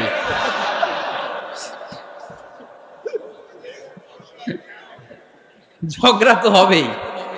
দাম্পত্য জীবনের মজাটাই তো এখানে, কখনো ঝগড়া কখনো আনন্দ, একটু বৃষ্টি একটু রোদ, একটু হাসি একটু কান্না, ভালো লাগা ভালোবাসা শেয়ার করে নেয়া, মিলেমিশে একাকার হয়ে যাওয়া, ঠিক কিনা? তো আল্লাহর হাবিব সাল্লাল্লাহু আলাইহি ওয়াসাল্লামের সাথে আম্মাজান আয়েশার ঝগড়া হতো। তো একদিন ঝগড়া হয়ে দুইজন রেগে আছে, খবরদার দুইজন রেগে থাকবেন না, আবার একজন রাগলে আরেকজন থেমে যাবেন, কারণ এই ছোট্ট ঝগড়া থেকে এটা অনেক সময় বিচ্ছেদের দিকে গড়ায়। আমার প্রিয় ফরিদপুরবাসী, ভাবি রেগে গেলে আপনি রাগেন না, ওই দিন আপনি একটু ঠান্ডা থাকেন। আবার আপনি রেগে গেলে, আমার মাইকের আওয়াজ যদি ভাবিরা শুনেন, আপনারা রেগে যায় না, একটু ঠান্ডা থাকবেন। দুইজনে রেগে গেলে তো তৃতীয় বিশ্বযুদ্ধ শুরু হবে, তাই না? একজন রেগে গেলে আরেকজন ঠান্ডা, কারণ এই সামান্য ঝগড়া থেকে ইগোর কারণে এটা বিচ্ছেদ আর ডিভোর্স পর্যন্ত গড়ায়। আর শয়তান এখানে উস্কানি দেয়, কারণ ইমানদারদের ফ্যামিলি ভাঙতে পারলে শয়তান সবচেয়ে বড় খুশি হয়, আর ইমানদারদের ফ্যামিলি টিকে থাকলে খুশি হয়ে যায় কে? আম্মাজান আয়েশা রাদিয়াল্লাহু তাআলা আনহার সাথে বিষ্ণু ইসা ইসলামের ঝগড়া হতো মাঝে মাঝে। একবার ঝগড়া হলো, বিষ্ণু ইসা ইসলামও রাগ, আম্মাজান আয়েশাও রাগ। বিষ্ণুই বললেন, আয়েশা ঝগড়া করে আর কতক্ষণ থাকবো, আসো মিটমাট করি। আয়েশা রাদিয়াল্লাহু বললেন, ঠিক আছে মিটমাট করবো। তো বিষ্ণু ইসা ইসলাম বললেন, মিটমাটের জন্য কারে ডাকবো? ওমর রে ডাকি। কয় না, ওমর রে না, ওমর গালিজ, ওমর অনেক রাগে, আমার ডর লাগে। কয় তাহলে তোমার আব্বারে ডাকি। কয় ডাকেন। কি খুশি, মেয়েদের মধ্যে অভ্যাসটা আছে না নাই? তাহলে তোমার আব্বারে ডাকি, ডাকেন। ডেকে নিয়ে আসা হলো। আবু বকর রাদিয়াল্লাহু তাআলা আনহু দাঁড়ালেন, আম্মাজান আয়েশা দাঁড়ালেন, বিশ্বনবীও দাঁড়ালেন। বিশ্বনবী বললেন, আয়েশা তোমার আব্বা আসছে, এবার ঘটনা খুলে বলার পালা, তুমি বলবা নাকি আমি বলবো? আম্মাজান আয়েশা বললেন, আপনি বলেন, তবে ওয়ালা তাকুল ইল্লা হাক্কান, যেটা ঘটছে ওইটাই বললেন, মিথ্যা কথা কইেন না। আবু বকর রাদিয়াল্লাহু তাআলা আনহু রেগে মেগে আগুন। কি এই কথা তুমি কেমন করে বলো? বিশ্বনবীকে মিথ্যা কথা কখনো বলবে? রেগে মেগে দিলেন মেয়ের গালে এক চড়। বানিয়ে বলতেছি না, মুসনাদ আহমদ ইবনে হাম্বলের হাদিস। বাবার হাতের থাপ্পড় খেয়ে আম্মাজান আয়েশা উল্টে পড়লেন। সাইয়েদনা আবু বকর রাগে গড়গড় করছেন, আবার মারার জন্য তেড়ে গেলেন। এবার বাঁচার জন্য আম্মাজান আয়েশা বিশ্বনবীর পিছনে যে আশ্রয় নিলেন, বিশ্বনবী বাঁচানোর জন্য দুই হাত মেলে দাঁড়িয়ে গেলেন। পড়েন সুবহানাল্লাহ। বিশ্বনবী যখন দুই হাত মেলে দাঁড়িয়ে গেলেন, সাইয়েদনা আবু বকর রাদিয়াল্লাহু আনহু থেমে গেলেন। সাইয়েদনা আবু বকর রাদিয়াল্লাহু তাআলা আনহু ঘর থেকে বের হয়ে বারান্দায় দাঁড়ালেন। পড়েন সুবহানাল্লাহ। এবার বিশ্বনবী আম্মাজান আয়েশার কাছে যেয়ে বলেন, ইয়া আয়েশা কাইফা রাআইতিনি আনকাসতুকি মিনার রাজুল, দেখছো কেমনে বাঁচাইলাম? আমি না থাকলে ভর্তা বানাই ফেলতো আজকে। আমি বাঁচাইছি তোমারে, আমি, আমার লগে ঝগড়া করো তুমি? লজ্জায় পড়ে আম্মাজান আয়েশা খিলখিল করে হেসে দিলেন, বিশ্বনবীও হেসে দিলেন। দুইজনের হাসির মধুর আওয়াজ শুনে সাইয়েদনা আবু বকর বাইরে থেকে অবাক, কিরে এতক্ষণ না ঝড় তুফান, এখন দেখি হাসি। সালাম দিয়ে অনুমতি নিয়ে ভিতরে ঢুকলেন। ঢুকে দেখেন আম্মাজান আয়েশাও হাসে, বিশ্বনবীও হাসে। এ হাসি দেখে আবু বকর রাদিয়াল্লাহু আনহু হেসে দিলেন। আরশের উপর থেকে খুশি হয়ে গেলেন কে? এবার সাইয়েদনা আবু বকর রাদিয়াল্লাহু তাআলা আনহু বললেন, ইয়া রাসূলুল্লাহ আশরিকানি ফি সিলমিকুমা কামা আশরাকতুমানি ফি হারবিকুমা। ও নবী, যুদ্ধ লাগলে, দুইজন যুদ্ধ লাগলে মীমাংসার জন্য যেমনি আমারে ডাকেন, এরকম হাসি আর আনন্দের মুহূর্তেও আমারে একটু ডাইকেন। আশরিকানি ফি সিলমিকুমা কামা আশরাকতুমানি ফি হারবিকুমা। নবী, আপনাদের মধ্যে ঝগড়া লাগলে সন্ধি করার জন্য আমারে যেমনি ডাকেন, আপনাদের হাসি খুশি আনন্দ খুনসুটি এই মজাদার মুহূর্তগুলোতে আমারে বঞ্চিত রাখেন না, আমার একটু ডাইকেন। সুবহানাল্লাহ পড়েন। এই মুসনাদে আহমদ ইবনে হাম্বলের হাদিস শোনার উদ্দেশ্য হচ্ছে, বিশ্বনবী প্রথমে ওমরে ফারুকের নাম বলেছিলেন। সাইয়েদনা আয়েশা বলে, না আমি ডরাই। হাইবাত, দিস ইজ কল্ড হাইবাত ওমর। একবার বিশ্বনবীর সব বিবিরা ধরলেন, ও নবী আমাদেরকে এটা দেন, ওইটা দেন, ঘরে এটা নাই, ওইটা নাই, ওইটা নাই। বিশ্বনবীকে, আমার কাছে কিচ্ছু নাই, যদি এমনি আমার বউ হয়ে থাকতে চাও থাকো, তাহলে যা, তা না হলে যা লাগবে কিনে দেব, সাথে সাথে তালাকও দিয়ে দিব। কিছু দিতে পারবো না, আমার নাই তো, সামর্থ্য নাই। কিন্তু বিবিরাও ছাড়া না, এটা দেন ওইটা দেন। বিশ্বনবী রহমতের নবী, বিবিদেরকে বুঝাতেও পারেন না, বিবিরা আবদার করতেছে, নবী এটা লাগবে ওইটা লাগবে। ইন দ্য মিন টাইম বিশ্বনবী একজনের সালাম শুনতে পেলেন। কে যেন দরজায় দাঁড়িয়ে বলতেছে আসসালামু আলাইকুম। বিশ্বনবী দরজার দিকে তাকালেন, তাকিয়ে বললেন ওয়া আলাইকুমুস সালাম, আর বুঝতে পারলেন এটা আমার ওমরের সালাম। সালাম দেওয়ার পরে বিবিদের দিকে তাকায় দেখে একজন বিবিও নাই, সব অন্দরমহলের ভিতরে দৌড়। সুবহানাল্লাহ পড়তে পারলেন না? This is our super hero Omar. এরকম ওমর একটা লাগবে, চিল্লায় বলেন কয়টা? একটা ওমর গোটা বিশ্বকে সোজা করে দিবে। একটা ওমর সবল আর দুর্বলের সব পার্থক্য দূর করে দিবে। মাজলুমের উপর জালিমের অত্যাচারের অবসান ঘটায় দিবে। গোটা বিশ্বটাকে সাম্য, মৈত্রী, ভালোবাসার ইনসাফ দিয়ে পরিপূর্ণ করে দিবে। সেই উমরের অপেক্ষায় আমরা। নিজের ছেলেকে 80টা বেত মেরেছেন। কয়টা? 80টা বেত মেরেছে। এই ব্যাপারে অনেকগুলো বর্ণনা পাওয়া যায়। সবচেয়ে সহিহ বর্ণনা হচ্ছে মুয়াত্তা ইমাম মালিকের বর্ণনা। ওমরে ফারুক রাদিয়াল্লাহু তাআলা আনহুর ছেলে আব্দুর রহমান মারুফুন বিআবি শাহমা ছিলেন মিশরে। ওখানে নাবিজ খেয়েছিলেন। নাবিজ হচ্ছে আরব দেশের লোকেরা দুধের মধ্যে শক্ত খুরমা রাত্রেবেলা ঢেলে দিত। ঢেলে দিলে সারা রাত ওই খুরমার রসটা দুধের সাথে মিশে দুধটা লাল হয়ে যেত। এটারে সকালবেলা খেত, খুব সুস্বাদু। এটাকে বলে নাবিজ। কিন্তু এটা রাতে ভিজাইলে সকালেই খাইতে হয়, রেখে দিলে আবার একটু সমস্যা হয়। এটা অনেকটা তারির মতো হয়ে যায়, মাতলামি চলে আসে। তো ওমরে ফারুকের ছেলে নাবিজ খেয়েছেন, মদ খাননি, নাবিজ। কিন্তু নাবিজ খাওয়াতে সাকরান চলে এসেছে।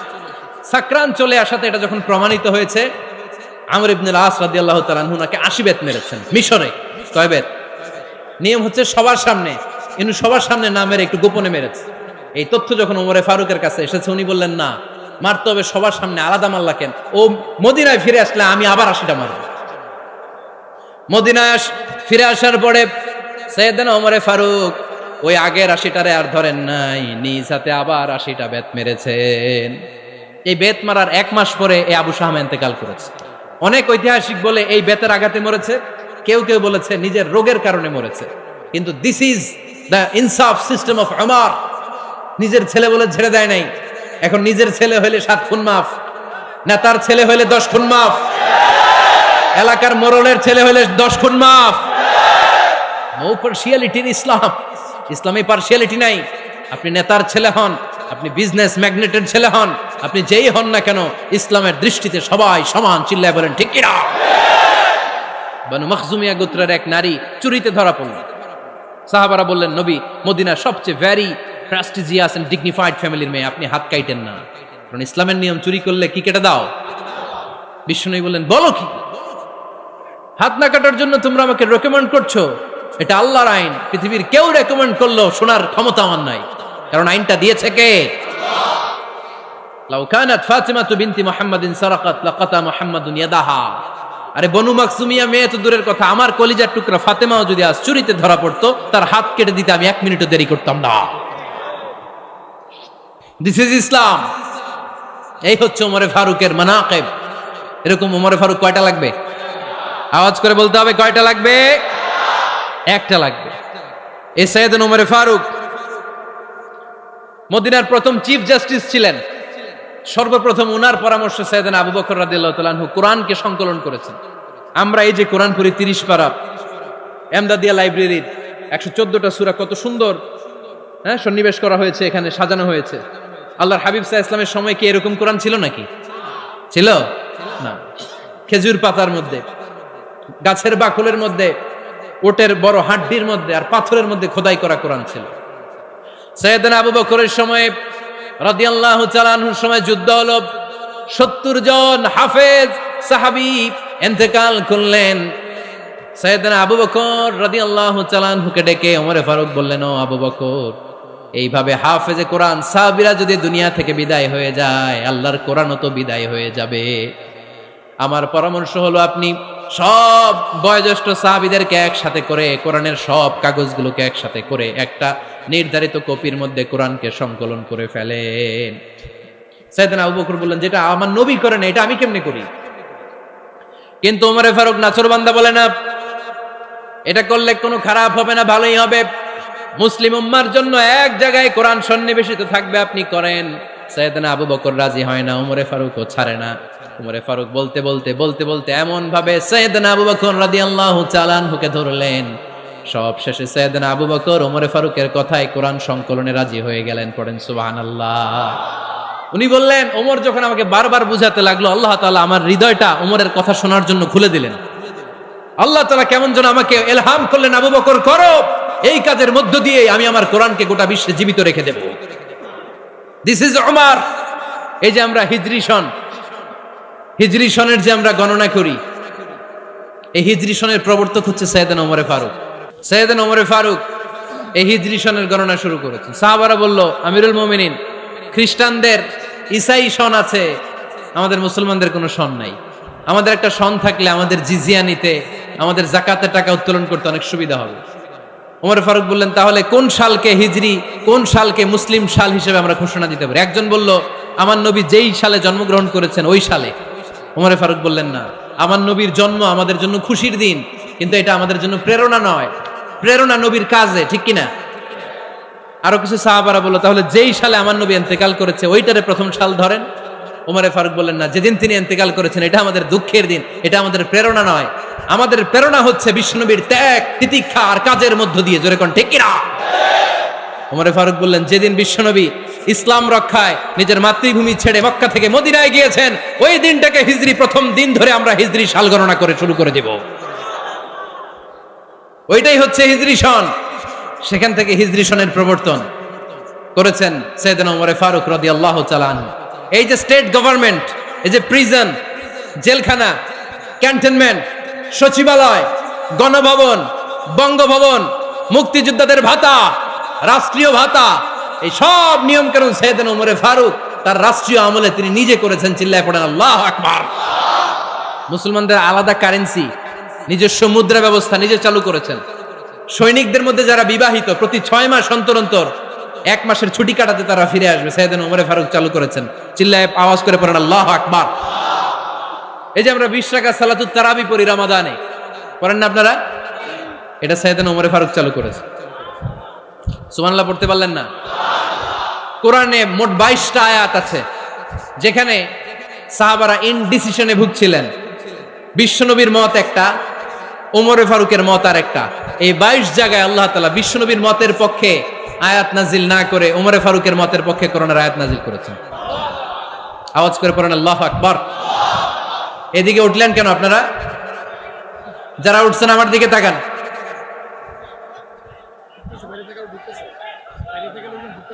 কিছু ভিতরে ঢুকতেছে, কিছু বাইরেতেছে না?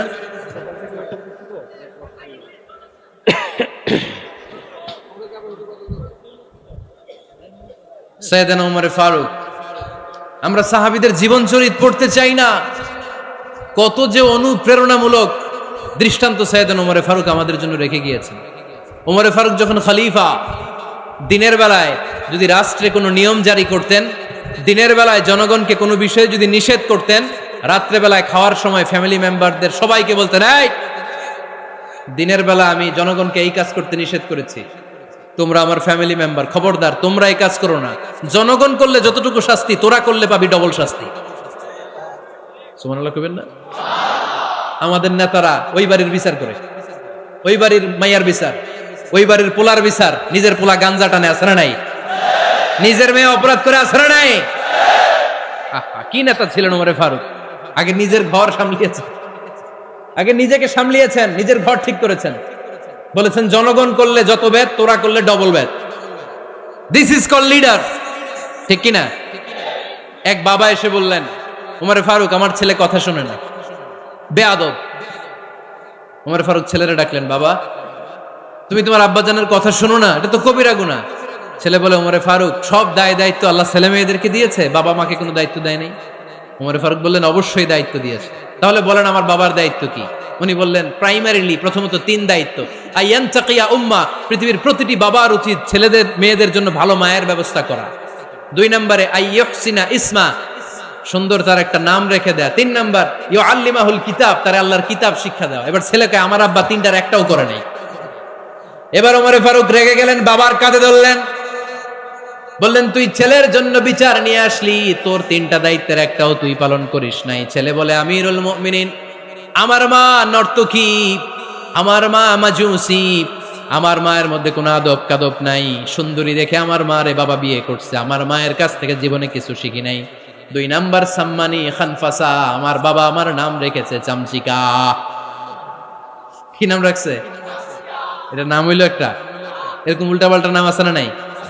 না, এগুলো রাখবেন না। আব্দুল্লাহ রাখবেন, আব্দুর রহমান রাখবেন, আর একটা কি বলছি আজকে, হুজাইফা রেখে দিয়েন, পারবেন? ওয়ালাম ইউআল্লিমনি হারফাম মিন কিতাবিল্লাহ, আমিরুল মুমিনিন, শুধু তাই না, আল্লাহর কোরআনের একটা অক্ষর আমার বাবা কোনোদিন আমারে শিক্ষা দেয় নাই। ওমর ফারুক রেগে গেলেন, এবার বাপের কান্দে দইরা মারতে শুরু করলেন। তুই পোলার নামে বিচার নিয়ে আইছিস, তোরে মাইর দিমু আগে। এরকম নেতার দরকার আছে না নাই? মদিনায় এক লোক তার বউরে রাগের চোটে 100 তালাক দিয়ে ফেলছে। কয় তালাক দেয়ার নিয়ম কয়টা? দিছে কয়টা? এবার স্ত্রী কাঁদতে কাঁদতে এসে বলে, আমিরুল মুমিনিন, দেখেন আমার স্বামী আমারে রেগে মেগে 100 তালাক দিচ্ছে। ওমর ফারুক বললেন, দইরা নিয়ে আয়, এটারে নিয়ে আসা হলো। ওমর ফারুক বললেন, কয়টা তালাক দিয়েছো? কয় 100টা। কেন দিছ? কয় মাথা গরম আছিল। এরকম আছে না? তালাক দেওয়ার সময় সব তালাক, তুই তালাক, তোর মা তালাক, তোর বোন তালাক, সব তালাক। তালাক দিবে ওয়াইফ রে, দিতেছে সবাই রে। তোমারে ফারুক বললেন, দিবে 3টা, 100টা দিলা কেন? কয় মেজাজ গরম ছিল। কয় দাঁড়া, আত-তালাকু মিন শাআইরিল্লাহ, তালাক হচ্ছে আল্লাহর দেয়া বিধানের একটা নিদর্শন, এটা নিয়ে তুই খামখেয়ালি করলি। আমার রায় শোন, আমার রায় হচ্ছে 3 তালাকে তোর বউ তালাক, বাকি 97 তালাক তোর পিঠের উপরে পড়বে। এরকম বিচারের দরকার আছে না নাই? এরকম দৃষ্টান্তমূলক বিচার যদি বাংলার জমিনে দেয়া হতো, আর কোন নারী ধর্ষিতা হতো? আর কোন নারীকে অ্যাসিড মারা হতো? আর কোন নারী যৌতুকের জন্য কান্না করত? একটা আমল লাগবে, বেশি না। মক্কা, মদিনা, এই 7 জায়গায় 7 জন গভর্নর পাঠিয়েছেন, তাদের থেকে তথ্য নিতেন। এই গভর্নর সিস্টেম উনি বানিয়েছেন। সাইয়েদনা আমর ইবনে আল-আস রাদিয়াল্লাহু তাআলা আনহুকে পাঠিয়েছেন মিশরে। মিশরে একটা দৌড় প্রতিযোগিতা হতো। মিশরি বলে, আমার মাল্লা কেন? তুমি খেলায় পারো না, আমারে মাল্লা কেন? কয়, আনা ইবনুল আকরামিন, আমি গভর্নরের পোলা, আমি যা বলবো এটাই হবে, আমার উপরে কথা নাই।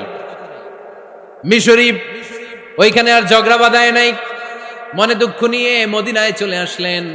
এসে বললেন, আমিরুল মুমিনিন, আপনি আমর ইবনুল আস রাদিয়াল্লাহু তাআলা আনহুকে মিশরের গভর্নর বানিয়ে পাঠিয়েছেন।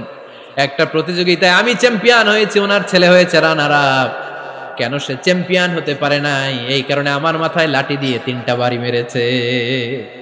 বিচারটা দিছে কার দরবারে? কথা বুঝেন নাই বোধহয়? ওমর ফারুকের দরবার। ওমর ফারুক বললেন, তাই আগামী বছরের অমুক তারিখ আমি সব গভর্নরদেরকে ডেকে হিসাব নেই, তো ওই দিন তুই থাকবি, পারবি না? মিশনে বলে, পারবো মানে অবশ্যই পারবো।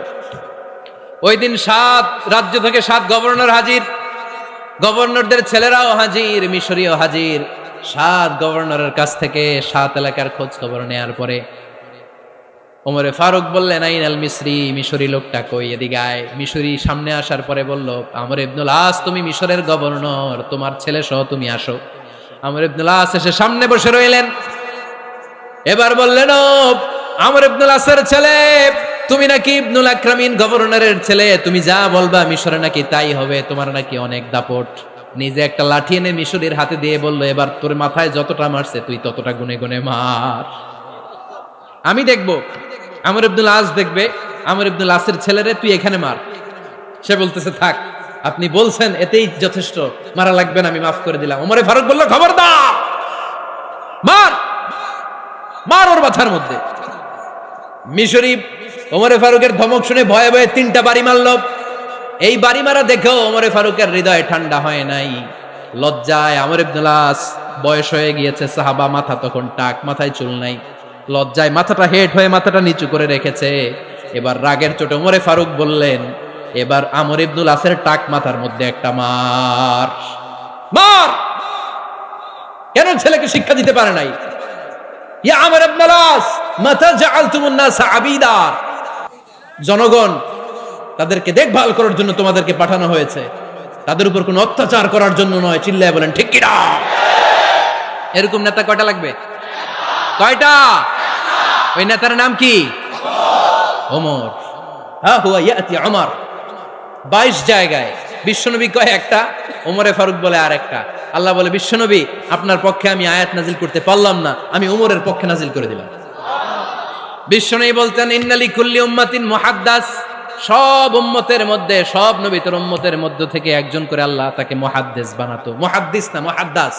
মুহাদ্দাস মানে এমন লোক যিনি যা ভাবতো ওই ভাবনাটাই আল্লাহ আয়াত হিসেবে নাজিল করে দিতেন। বিশ্বনবী বলেন, আমার উম্মতের মধ্যে মুহাদ্দাস হচ্ছে সাইয়েদনা ওমর।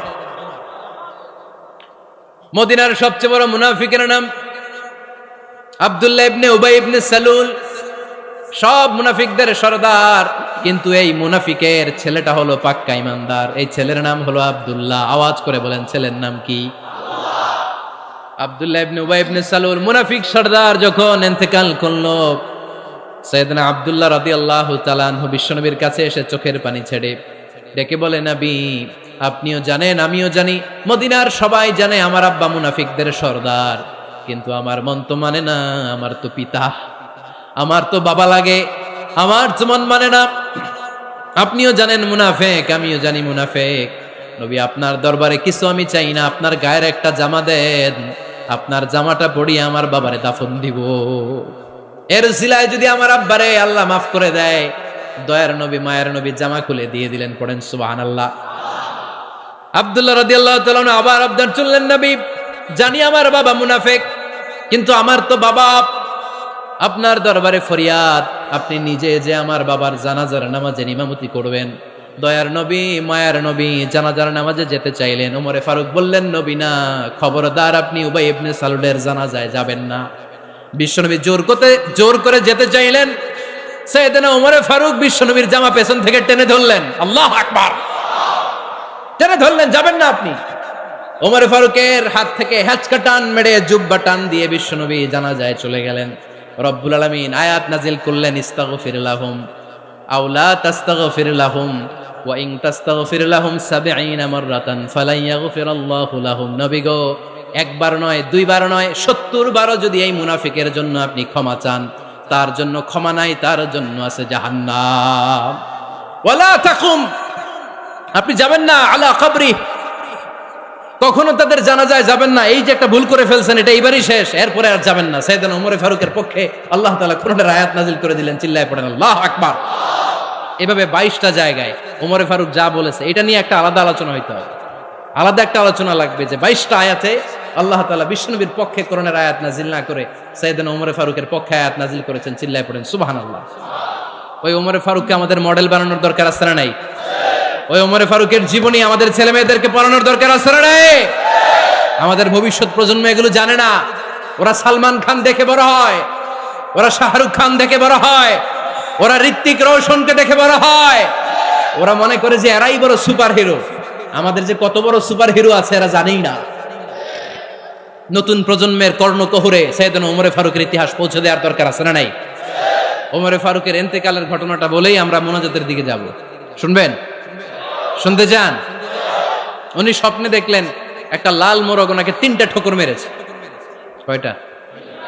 উনি জুমার নামাজে, জিলহজ মাসের শেষ সপ্তাহে জুমার নামাজে বললেন যে একটা লাল মোরগ 3টা ঠোকর মেরেছে। মুগীরা ইবনে শুবা রাদিয়াল্লাহু তাআলা আনহুর দাস আবু লুলু আল মাজুসি, এই লোকটা খঞ্জর বানাতে পারত। মুগীরা রাদিয়াল্লাহু তাআলা আনহুর দাস। মুগীরা প্রতিদিন 4 দিরহাম করে চার্জ করত, যেহেতু দাস। সে এসে বিচার দিল, আমিরুল মুমিনিন, মুগীরা আমার থেকে বেশি টাকা চায়, জুলুম করে। ওমর ফারুক বললেন, তাই? তুমি কি কাজ জানো? বলে, আমি খঞ্জর বানাতে জানি। বাড়ি কই? পারস্য। আরে তুমি খঞ্জর বানাতে জানলে তো 4 দিরহাম অনেক কম, সে তো আরো বেশি টাকা নেওয়া দরকার ছিল তোমার থেকে। আবু লুলুর এই কথা পছন্দ হয় নাই। সে কয়, ওমর তুমি সবারে দয়া দেখাও, আর আমার ক্ষেত্রে কঠিন নিয়ম বানাইলা, দাঁড়াও এই নিয়ম তোমার আমি দেখাবো। এই রাগে সে বাড়িতে যে একটা খঞ্জর বানালো। কি বানালো? খঞ্জর চিনেন? ছোট্ট ছুরি। কিছুদিন আগে ওমানের সুলতান কাবুস ইন্তেকাল করেছে, জানেন আপনারা? ওনার এই কোমরের মধ্যে খঞ্জর থাকতো, ছবিতে দেখছেন?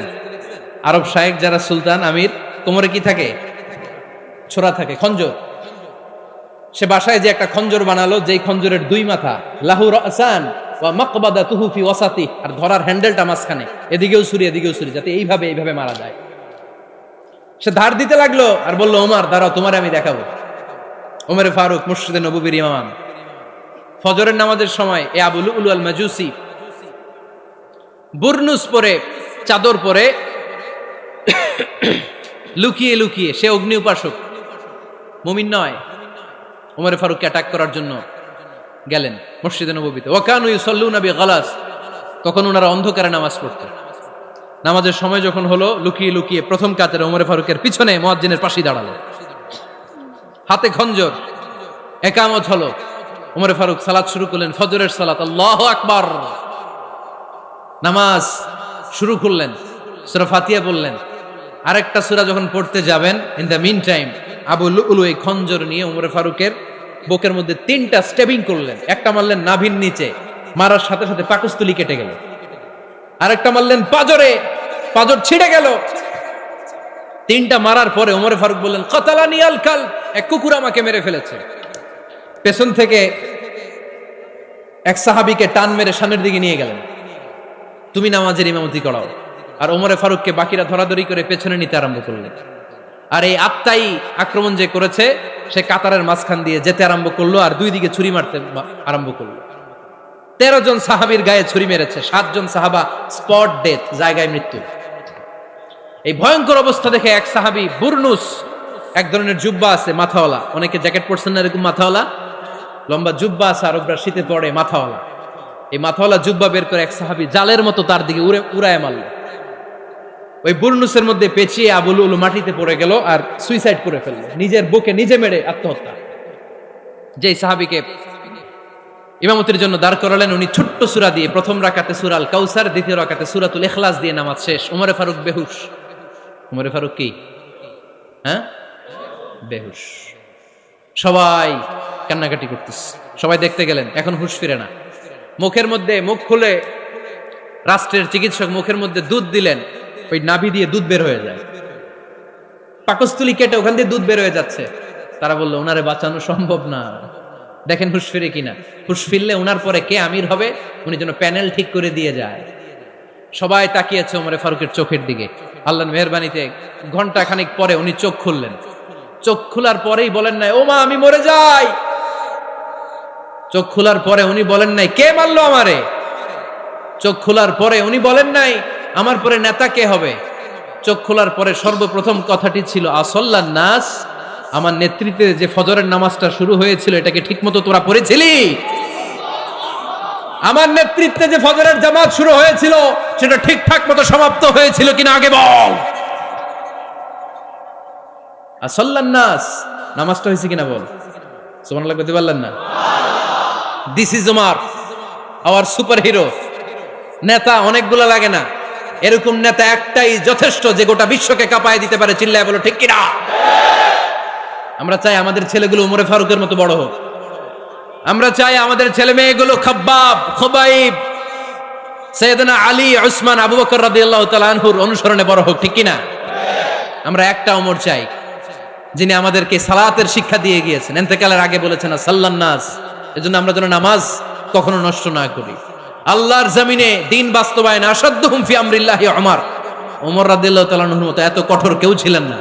তাই দিন বাস্তবায়নে আমরা যেন কাউরে ছাড় না দেই। সবার আগে আল্লাহর দিন, সবার আগে আল্লাহর কোরআন, সবার আগে আমার ইসলাম, ঠিক কিনা? চাইলেই কেউ এদেশ থেকে ইসলামরে মিটাই দিতে পারবে না। যে দেশে আল্লাহু আকবার ধ্বনির সাথে সাথে সূর্য উঠে যায়, আল্লাহু আকবার ধ্বনির সাথে সাথে সূর্য ডুবে যায়, সে দেশে আর কিছু থাকবে না থাক, আমার ইসলাম থাকবেই। আর কিছু থাকবে না থাক, আমার কোরআন থাকবেই। সে ইসলামের সাথে থাকতে রাজি আছেন তো? কোরআনের সাথে থাকতে রাজি আছেন তো?